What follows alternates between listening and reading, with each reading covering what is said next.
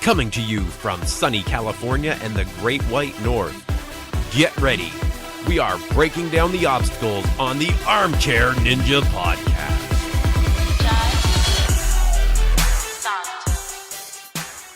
Hello, everyone, and welcome back to the Armchair Ninja Podcast. It is Saturday, April 20th, 2019. My name is Rich, and joining me once again is Bijan. How you making out? I'm good, man. How are you? I'm doing pretty good. I'm doing good. I'm hitting the gym a couple times a week, doing the whole physio thing, hitting the exercise bikes. Life's pretty good right now. Hey, man. Same here. Working out. I guess when spring comes, man, it's time to hit the gym and go back into focusing on health. And I'm sure all the Ninja Warriors listening right now are like, "That's a thing. It's all year round." No, actually, if you listen to the National Ninja League podcast and Ninja Babes and some of the other podcasts, the ninjas have made it very clear that some of them really let themselves go at times of the year and bring themselves back around. Just listening to Alyssa Beard, and she apparently will take the entire summer off. Hey, I know that feel. I mean, I cannot complain with that. Treat yourself, guys. Treat yourself. Speaking of ninjas having some time off or not doing so well, we just got a video from Joe Moravsky on Facebook. Apparently he injured his middle fingers. It's not looking very good. Yeah, I mean, his whole hand was swollen. It's I'm guessing it's probably a fracture in one of the, at some point on the fingers. Really puts a lot of his ANW prospects in terms of the season in jeopardy. Because he said filming for his region is going to take place in 9 days. I mean, I know he would just want to go no matter what, right? It would take the doctor saying, no, you absolutely 100% can't go for him not to go. But man, I mean, with a seriously injured hand, what do you think, man? Does he really have much of a chance of getting through? No. I don't think so, and I think he'd be ill-advised to try from what he was saying and showing. Yeah. And it looks like he's really questioning himself whether he'll do it or not. It's not just a matter of him thinking that it might affect his progress. He looked skeptical. He looked really skeptical. I mean, Joe is a very smart man, you know. I don't think he would put himself in harm's way in terms of this, for long-term damage. I think it all really depends on the diagnosis, because maybe just was a sprain, and it'll heal very quickly. I seriously doubt that, but let's just put that in the air. Maybe that happens. But man, that's got to be one of the biggest blows for this season if that happens. Joe Moravsky not being in any of the season, that is tough. Now, Rich, do you know, is there any later regions other than this upcoming region? Because maybe, like Jesse Graff in the seasons past, they can bring him in a later region for him to heal. Yeah.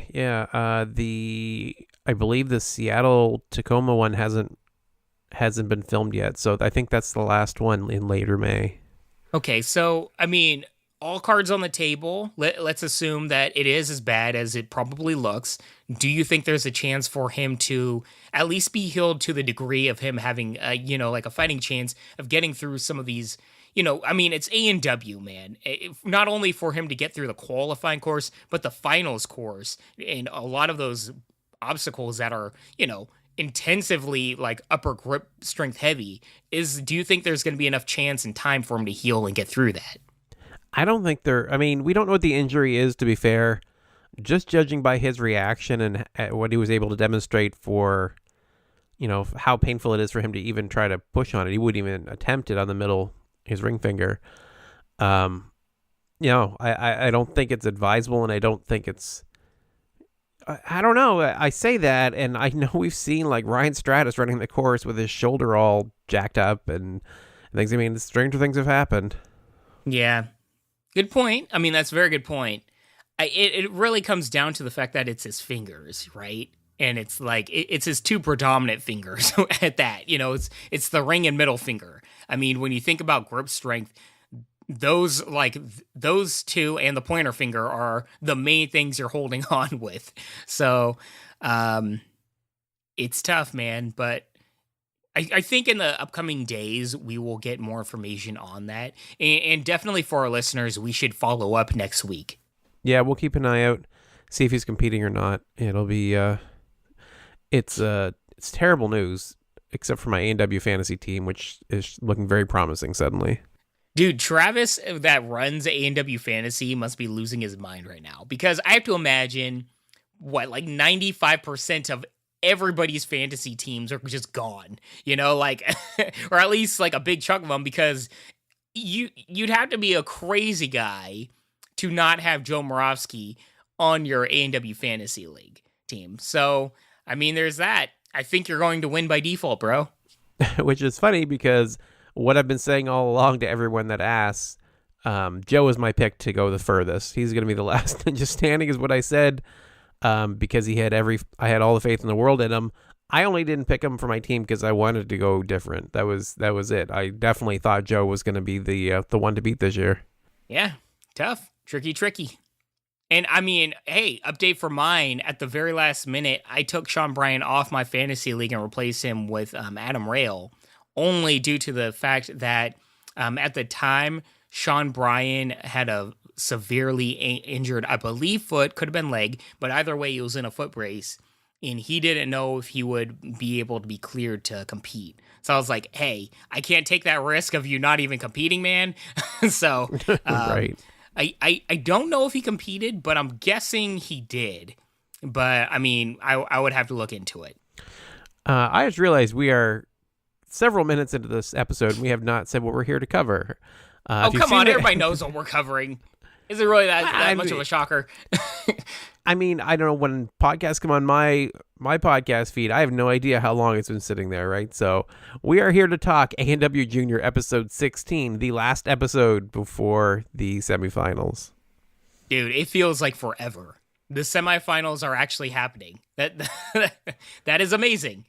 Yes. At this point, I literally, like, they're going to show up during the semifinals, like, oh, this kid won this. And I'm like, I have no idea who this person is. Like, I literally saw them months ago. Yeah, unfortunately.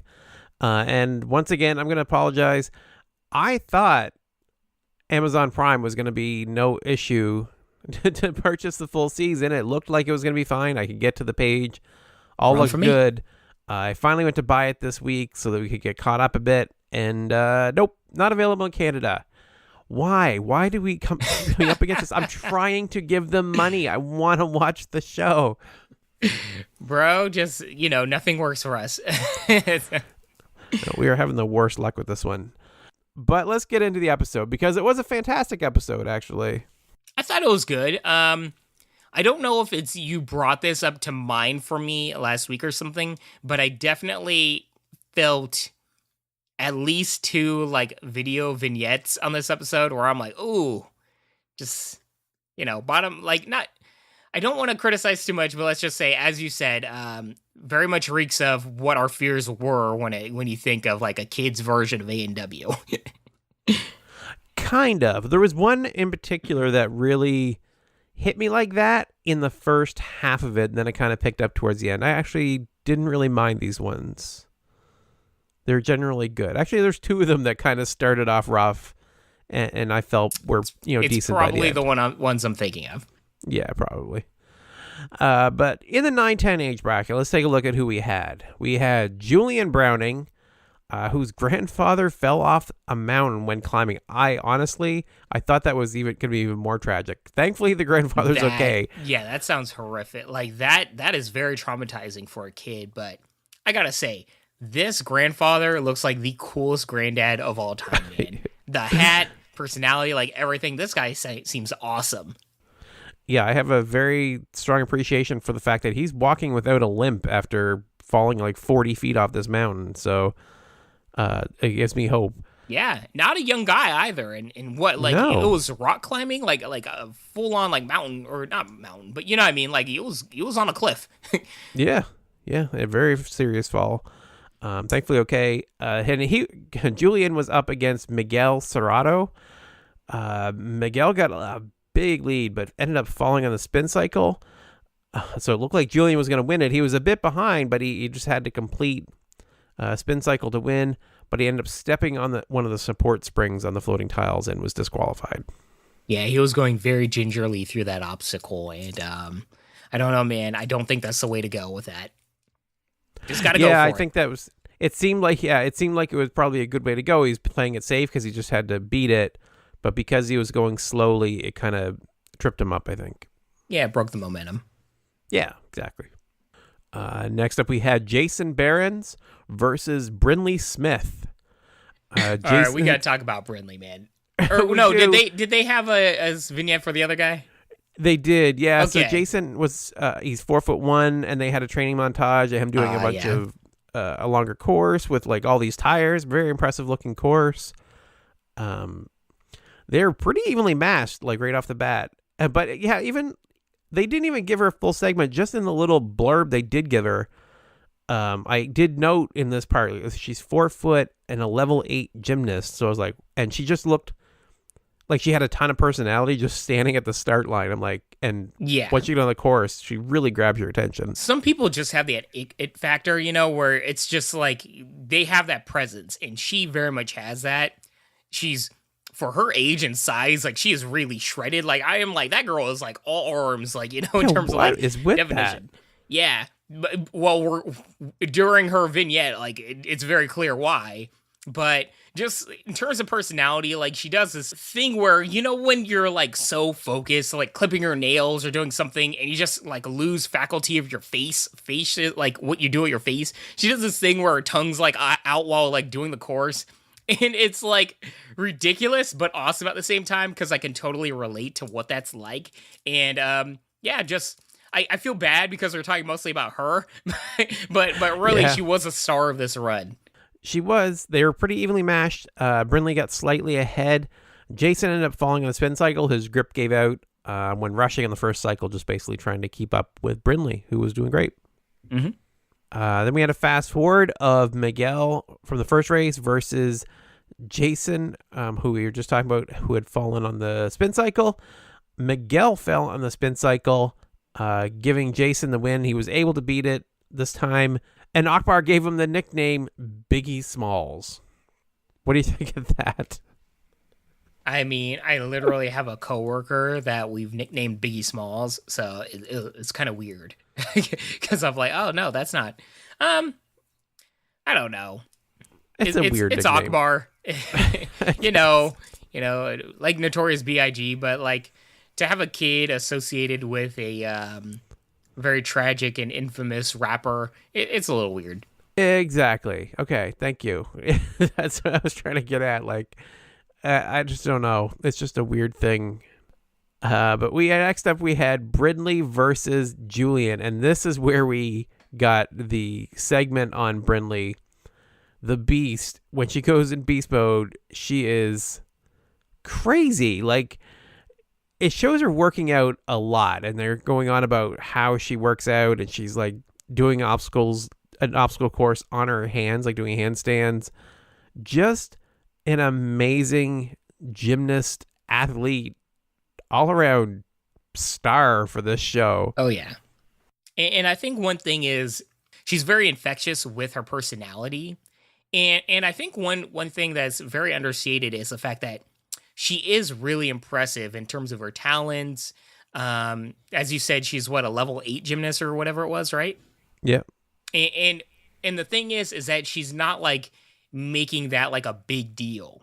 She's just like, yeah, I do gymnastics. I'm really good at it. Here, look at me doing like all these crazy muscle ups on the rings that like all the boys think like girls can't do. Like, I guess she just understates her talents in a way where it's like nonchalant. Like, look at how dope I am. I'm not going to bring like too much attention to it, but you're going to respect how dope I am. She really gave me a Jessie Graff vibe. Like really, really with the workout that she was doing, where it seemed like she was just having so much fun. Like exercise is like the most fun she could have. It's just really that kind of personality and strength that she had. I was a huge fan of her. Yeah, totally and she agree. just destroyed. I'm sorry, I was just about to say, with the gymnastics background, it might be Casey Catanzaro-esque. Although I don't know if that's triggering for some people. For kids, I mean, I think they would very much like that comparison, though. But she just destroyed the course. She was incredibly fast and solid. Like, there was just no catching her, and she ended up bringing home the win.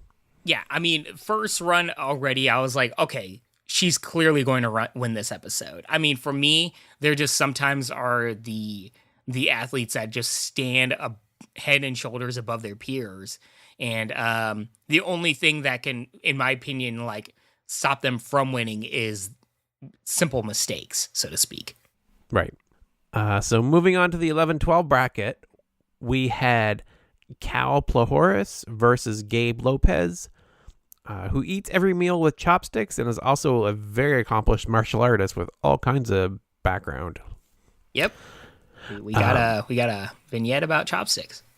Well, this would be an example, right? The chopsticks thing, I was like, oh, really? That's what they're going to feature? But no, they actually showed some impressive like martial arts skills that he had as well. So it kind of saved it for me.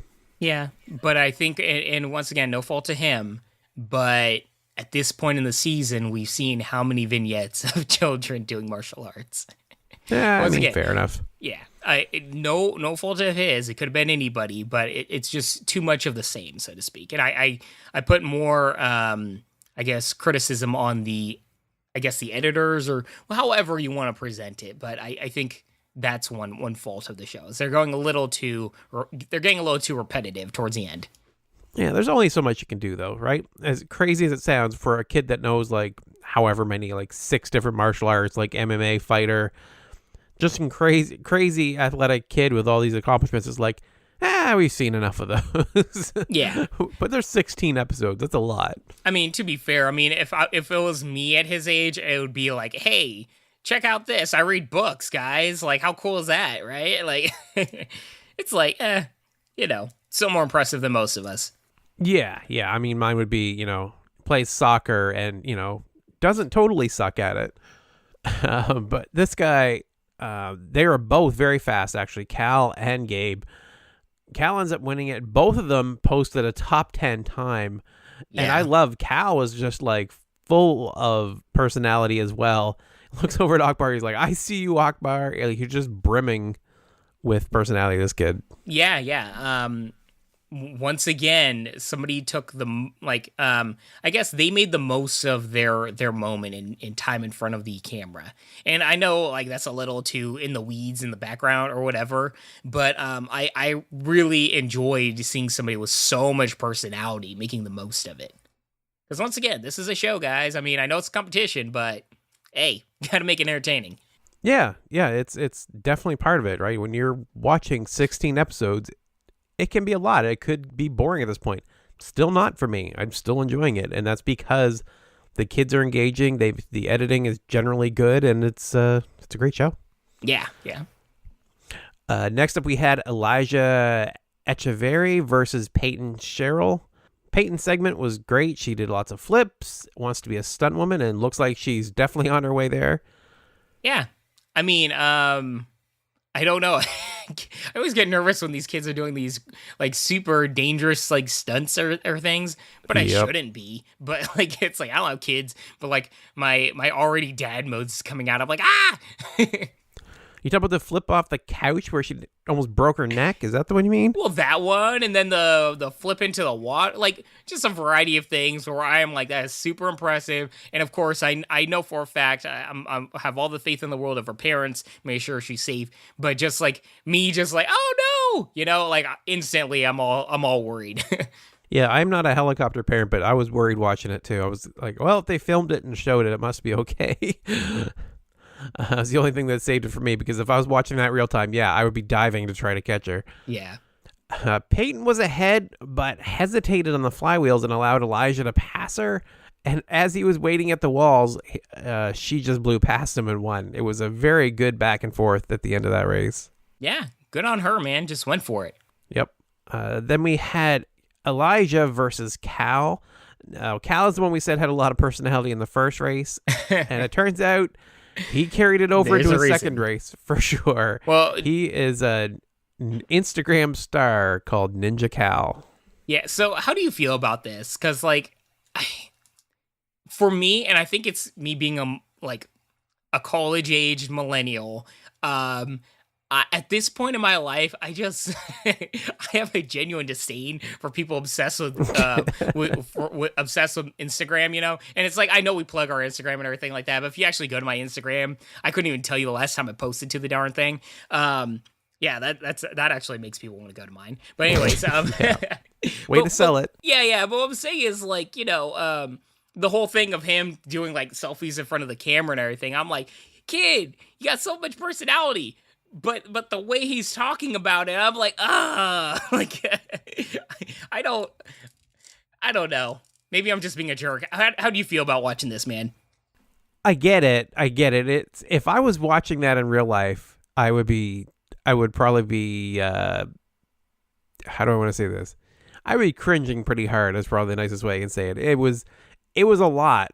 But I took it as like playing it up for the camera, playing it up for the segment. So I actually took it in pretty good humor. I thought it was great. I thought it was pretty funny and interesting to watch him. He's just very much hamming it up for the camera and for his Instagram. Do you think he's trying to play? But I would say it was more for the show. Yeah. So I was about to say, do you think it's more of him playing a character, so to speak, or just him amping up his personality to 11? I think it's a little of both, right? So he knows that's the angle they want, so he's going to be that Instagram kid that you want to slap in the back of the head, quite honestly. Well, hey, I mean, he did his job, and it's not like I was rooting against him or anything, but it definitely played a part where, if anything, like in wrestling or any type of thing where there are personalities involved with the sport, it brought out emotions, right? And made you care about, him. It makes him memorable. Like, he's got purple hair. Like, I get it. I don't know if it was for the ninja show or not, but you don't need it, right? Like, he's got enough personality, and he's got he just grabs the lens similar to the Brinly from the first one. You're going to remember him. Yeah. Not to mention, when he was actually talking about ANW, as somebody that literally has a degree in communications, there is so much power in the inflection of how people talk. And I could just tell just from the audio that he genuinely cares about this. When he actually brought it down to a visceral level, you could really hear like the passion that he has for ANW. Yep, and you can see it in how he runs the course too, because he got a lead with a long dismount on the rings and ended up bringing home the win. Yeah, super happy for him. He was so amped at the end of that, by the way. Did you see that? He was like screaming at that buzzer. I'm sure that was like a dream come true for him. Yeah, he was very, very, very excited.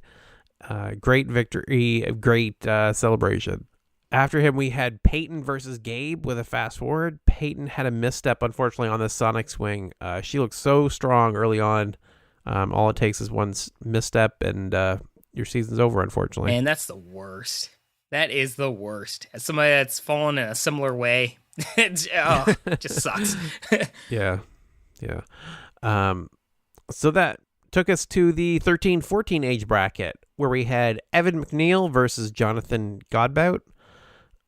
Jonathan's segment was about his band he plays the drums for, and it turns out that these guys are best friends. Like, it's weird because they didn't really show it in the segment, but they started referencing it once they took the course. Yeah, I heard them talking about it like later on in the episode. It might have been the finals. I mean, sorry to spoil. I don't remember if it was, but I was like, wait, what? He's playing he's against his best friend. Like, I totally missed that. Yeah, they just referenced it offhand, like as they took off. I was like, did I hear that right? Are they best friends? And then when they said it later, I knew that it must have been what I had heard. Johnathan ended up taking a fall on the archer steps and just barely made it. That looks like a painful fall. Yeah. Really held him up enough for Evan to end up winning it easily. That said, props to him because he didn't let that get to him too much. He got up and he continued to go through the course. He played it safe. He was going fast, and it never looked like he was like defeated, like mentally or anything. Yeah, he didn't look frantic. He did a controlled run. He just couldn't make up that time against Evan. I mean, if they're best friends, they know each other's strengths and they probably train together. I mean, yeah, in this exactly. case, it's probably a game of inches. And if you fall, I mean, it's going to be really tough to make that difference. And moving on, we had Aiden Wood versus Olivia Colasono, who started Project Gidget, a charity based around pets, and she won a local award for her charity work. Man. This was so cool. Very, very cool. Yeah, I love this segment. I mean, this is some really cool stuff. Talk about just an amazing story and some of that's really impressive, like what they've done in their life. At the age of 14, man, like 14, and she starts a nonprofit. I mean, every accolade, award she's won, very much deserved and earned, and not discredit of anybody else on this show. Everybody's like everything they've done is just so amazing, but man, her story really stood out to me. Yeah, I actually was funny when I saw these two. I totally discounted them, and I shouldn't have. Because Evan and Johnathan had been so strong, we see in a lot of times where there's like a very odd mismatch, right, between them. Mm-hmm. And we see Olivia with her segment. I was like, okay, so I think she's there for her segment, right? She had such an impressive backstory. That's really why she was there. Yeah. And Aiden, to be honest, and I'm sorry, Aiden, if you end up hearing this, he looked pretty skinny. He looked pretty scrawny, and I thought, nothing's wrong with skinny, scrawny guys. I underestimated both of them because Aiden looked extremely solid when he took the course. Olivia couldn't quite catch up, but she ended up finishing the course as well. Aiden got the win, but both were very, very solid. Yeah, they were definitely solid, and I went into it kind of with the same thoughts, like, oh, it's probably more about the story. I haven't really seen her doing any training at all in her segment. Yeah, but I mean, that's a good point. If that was the case or whatever, and she's kind of more newer to it, she did very, very well for herself. We got a fast forward after that. Evan versus Olivia. Evan ran away with it from what we could see. It was kind of hard. They were cutting back and forth a lot. But she did end up beating the course again. So glad to see she was able to do that. But Evan was just a little too fast. That moved us on to Johnathan versus Aiden. And this is where we get the segment on Aiden where it's like, oh, I definitely should not have underestimated him. A mountaineer. He's climbed 46 mountains over 4,000 feet in New York. And, doing lots of very impressive things. Climbed the tallest mountain in Africa, Mount Kilimanjaro. And but he's been training ninja less than a year. That was the part that was like, oh, that's not good. That's not very long. Yeah, but tell everybody, what did you see in terms of what he's training on ANW, man? What do you mean? He's doing these crazy one-handed laches, on rings, and all of these obstacles where you will have to build up 3 kip, you basically kip up 3 times to swing across and then catch with both hands. He's doing it in one fluid motion, catching himself with one hand.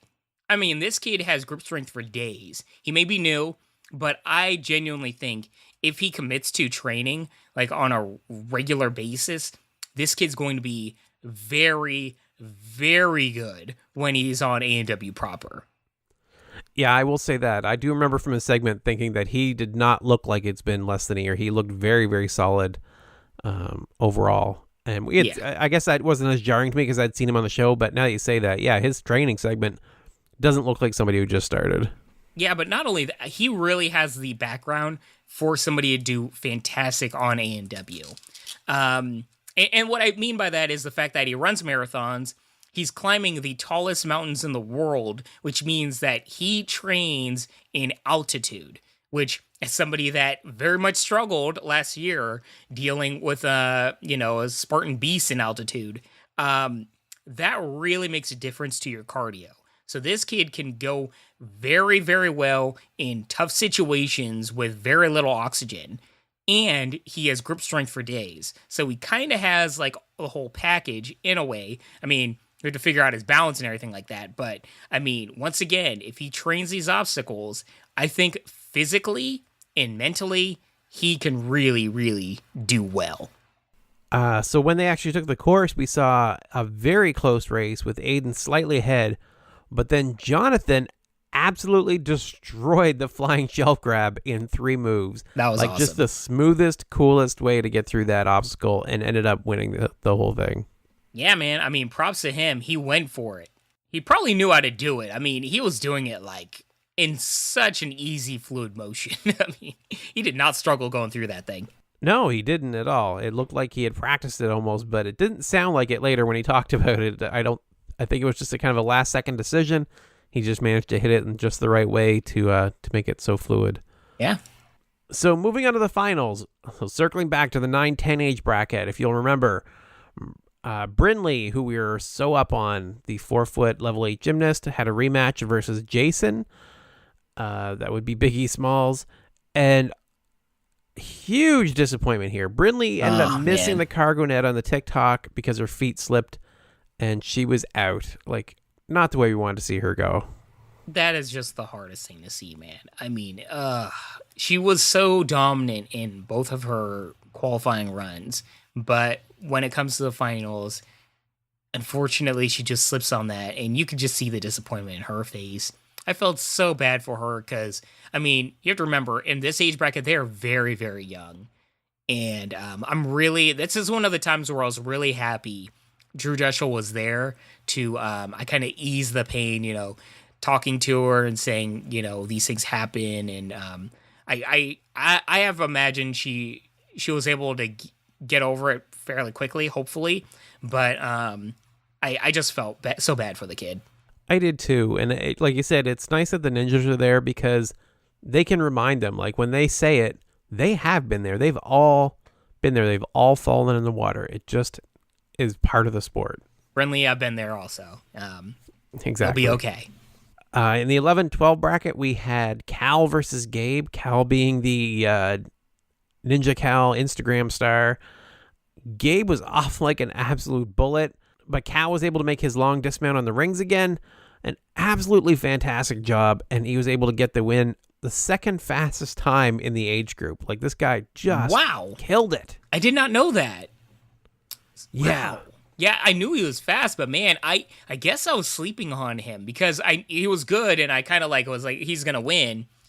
But I very much did not realize that he was doing that well. I mean, that really makes things into perspective for me because his age bracket in particular, I'm still saying a girl's going to win that.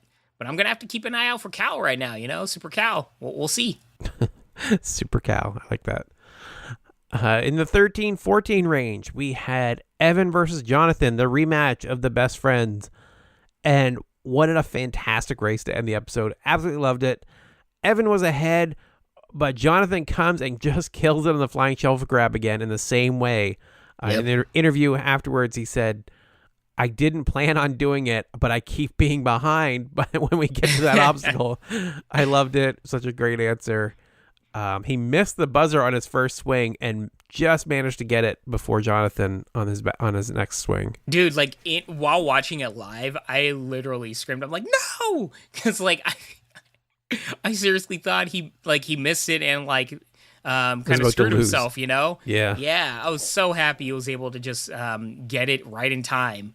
Man, close race. Very close. Very cool race.